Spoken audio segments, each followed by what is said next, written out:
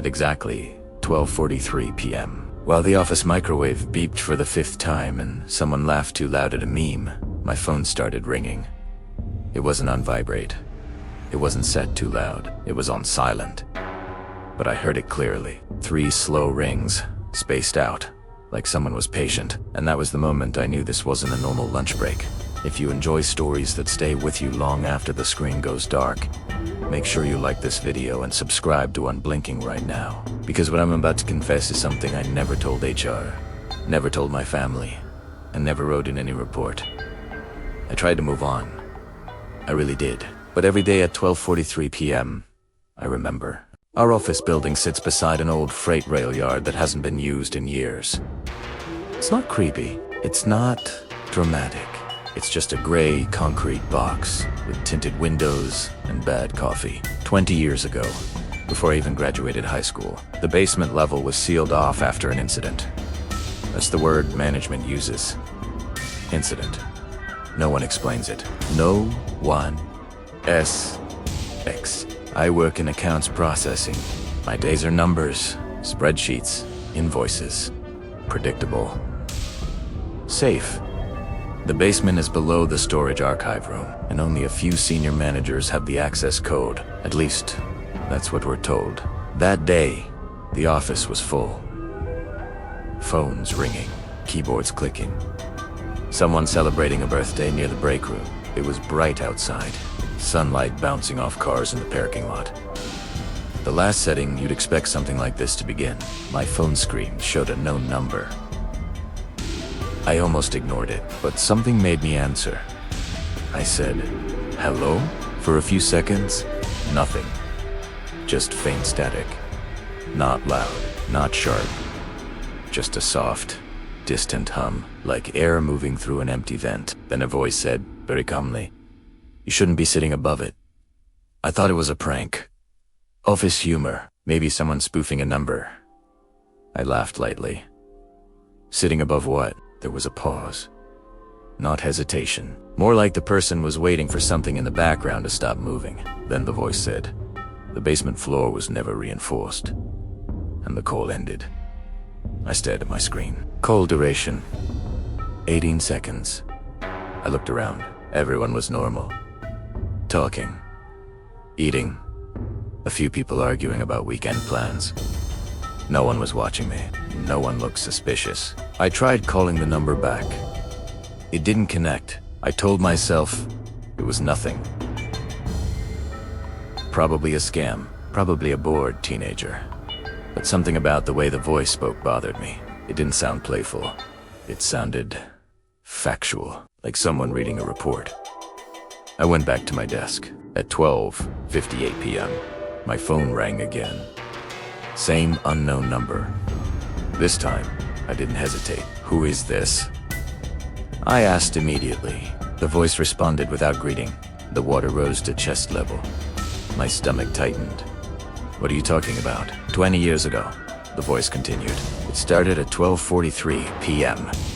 A cold feeling crept into my arms. I looked toward the archive room. The door was closed. "As always, you've got the wrong person," I said. The voice ignored that. There were 6 of them. I swallowed. 6? What? But the line went dead again. I checked the time. 1:01 p.m. I could feel my heartbeat in my ears. I opened our internal company portal and searched the building history. Just basic stuff. Construction dates, renovations, ownership changes. Nothing about any accident. Then I searched the building address online. After a few minutes of digging, I found an old scanned newspaper clipping from 20 years ago. It mentioned a temporary evacuation due to a pipe burst in the lowest storage area. Minor injuries. No fatalities reported. Minor injuries. That's all it said. My phone vibrated again. 12:43 p.m. the next day. Not 12:44. Not 12:42. Exactly. 12:43. This time, I didn't answer right away. I let it ring once, twice, 3 times. When I finally picked up, I didn't speak. The voice did. They locked the door. My mouth felt dry. Who locked the door? You should check the floor plan, the voice replied. There was only one staircase. A loud laugh burst from the break room, making me flinch. Stop calling me, I whispered. You sit directly above it, the voice said. Softer now. Second row. Third desk. My blood ran cold. That was my desk. I looked around slowly. No one was near me. No one on their phone. No one staring. How do you know where I sit? I asked. But the call ended again. That was when things started changing. At first, it was small. I began hearing a faint dripping sound under my desk. Not constant, just occasional. Like water hitting concrete far below. I checked the ceiling for leaks. Nothing. Facilities said there were no plumbing issues. Then the smell started. It wasn't strong. It was subtle. Damp metal, like a wet basement that hasn't seen sunlight in years. Only around my desk. Nowhere else. I asked my coworker, John, if she smelled it. He looked confused. Smell what? Like rust. Water. He shook her head. You okay? Maybe stress was getting to me. Deadlines over time. Too much caffeine. On the third day, the call lasted longer. 12:43 p.m. I answered before the first ring finished. What happened down there? I demanded. For the first time, the voice hesitated. They thought the pumps would activate, it said. They didn't. My hands were shaking. 6 employees were cataloging old records. When the main pipe burst, the basement filled fast. But the article said no fatalities, I whispered. Not officially. A long pause followed. Then the voice added, the door opened inward.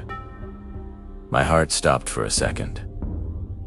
Inward. Primera, prepárate. Yes. I pictured water pressing against a door that opened toward the flood.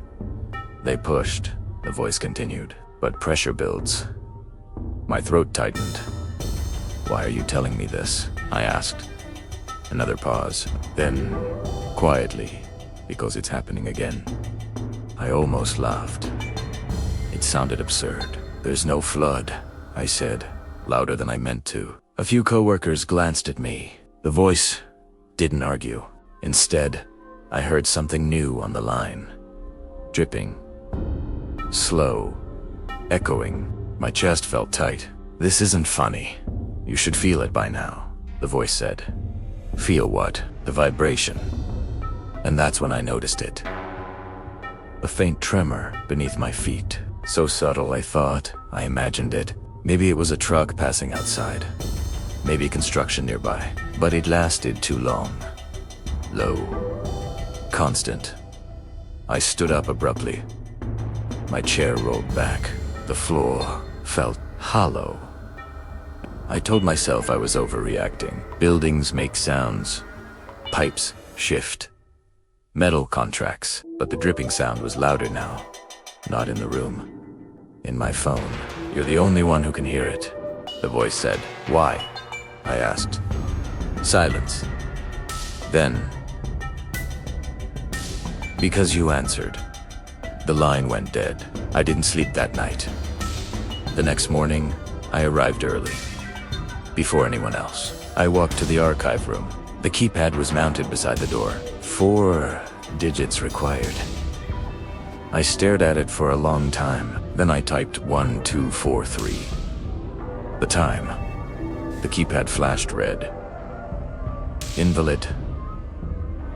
I exhaled. I told myself to stop this. At 12:43 p.m., my phone didn't ring. Instead, the office lights flickered. Just once.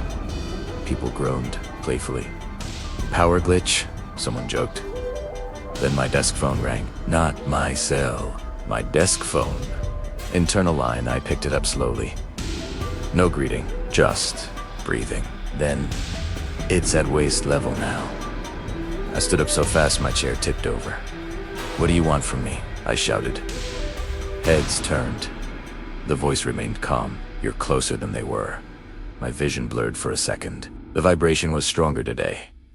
The dripping sound constant. I looked at the floor. For a brief second, I swear I saw a dark patch beneath my desk, like moisture seeping through carpet. I blinked. It was gone. Maybe I imagined it. Maybe I needed sleep, but when I lifted my shoe, the sole felt damp. I backed away slowly. The voice whispered, "The door still opens inward." Then the call ended. I ran to the facilities. It checked the basement access panel. Locked. Dry. No leaks. They humored me. Smiled politely. "You've been watching too many horror videos," one said. Maybe they were right, but at 12:43 p.m. the next day, every phone in the office rang at the same time. All of them, not loud. Just one single ring. In perfect unison, everyone froze. They looked around, confused, then silence. No missed calls. No caller ID. Just that one ring. My phone vibrated last. When I answered, the voice sounded different. Closer. "Pressure changes things," it said. The vibration beneath the floor was violent now. Ceiling tiles trembled. Someone screamed near the break room. I heard a cracking sound, not above, below.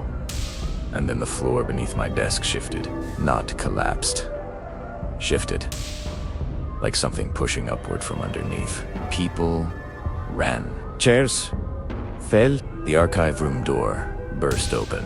Water didn't pour out, but the smell did. Overpowering. Cold. Metallic. And in that moment, I understood something that still doesn't make sense. The basement wasn't filling with water. It was replaying something, like a memory trapped in concrete. The voice came through every speaker in the office, not loud, but everywhere. They're still pushing. The floor buckled near the archive entrance. A crack formed across the tiles. From inside that crack, I heard fists. Slow. Weak. Knocking. I covered my ears. Maybe stress played tricks on my mind. Maybe the building was settling, but I saw water seep through the fracture. Dark. Thick. The lights went out. Complete darkness. In that silence, I heard 6 distinct breaths around me. Not from coworkers. From below. Then, nothing. When the lights came back on, the office was normal. No cracks. No water. No smell. People were at their desks. Confused. Asking why the lights flickered. No one remembered running. No one remembered the phones ringing together. Except me. My desk was gone. In its place was smooth tile, as if it had never existed. HR told me I had been moved weeks ago. Different department.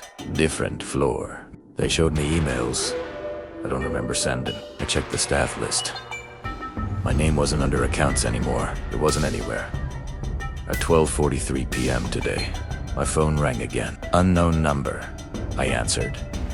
No voice this time, hoose-streeping and distant knocking. Maybe stress played tricks on my mind.